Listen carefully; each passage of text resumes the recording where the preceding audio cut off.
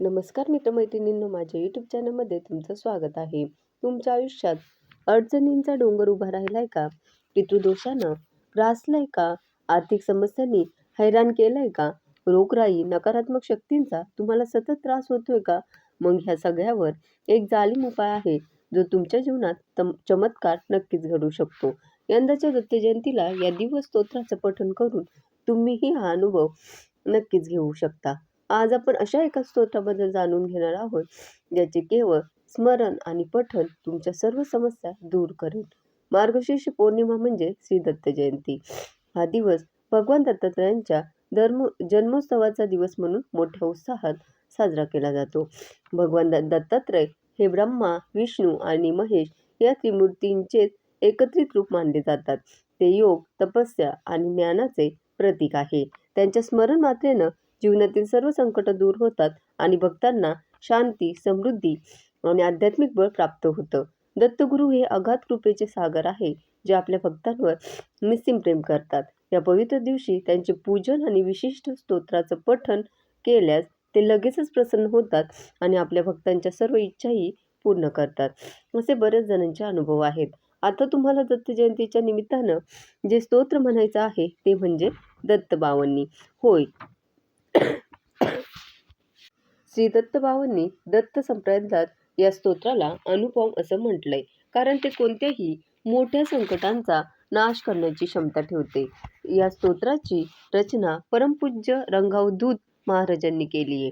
बावन्नी म्हणजे 52 ओव्यांचे म्हणजे श्लोकांचे स्रोत आहे.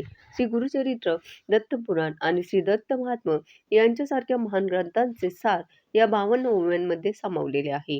हे स्तोत्र केवळ एकदा वाचल्यानेही मन शांत होतं आणि सकारात्मकता येते असं मानलं जातं. दत्त बावन्नीचे अद्भुत चमत्कार आणि लाभ बघायचे झाले तर जर तुमच्या घरात नकारात्मक ऊर्जा, भूतबाधा किंवा पिशाच्च यांचा त्रास असेल तर दत्त बावन्नीच्या पठणानं ते तात्काळ दूर होतात. आपलं घर सकारात्मक ऊर्जेने भरून जातं. एकंदरीतच नकारात्मक शक्तींपासून मुक्ती मिळते. दीर्घकाळ चाललेल्या आजारापासून मुक्ती मिळवण्यासाठी दत्त बावन्नी अत्यंत प्रभावी मानली गेली. महामारी आणि विषारी रोगांवरही हे स्तोत्र रामबाण उपाय मानलं जातं.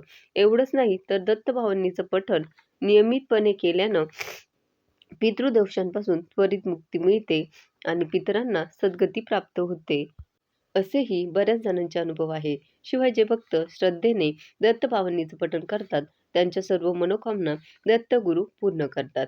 विशेषतः 52 गुरुवारी 52 पाठ करण्याचे अनुष्ठान केल्यास इच्छित फळ नक्कीच मिळते, असेही बऱ्याच जणांचे अनुभव आहेत.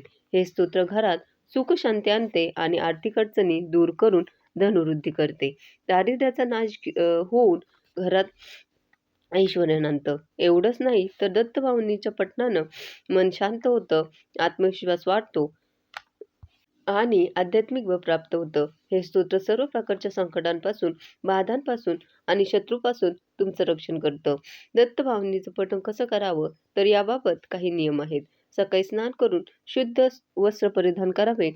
शक्य असल्यास पूर्वेकडे तोंड करून बसावे. विशेष लाभासाठी दर गुरुवारी 52 वेळा दत्त बावन्नीचं पठण करावं. एकदा अनुष्ठान सुरू केल्यावर खंड पडू देऊ नये.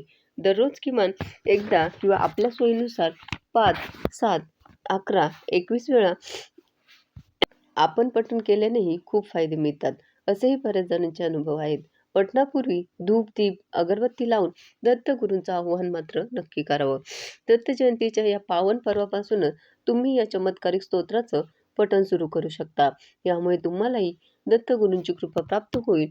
आपण आपल्या जीवनातील सर्व दुःख, अडचणी दूर करण्यासाठी सुद्धा मदत करू शकतो. फक्त या श्री दत्त बावन्नीमुळे, या दत्त बावन्नीमुळे दत्तगुरू सदैव आपल्या पाठीशी नक्कीच उभे राहतील. श्री गुरुदेव दत्त. धन्यवाद.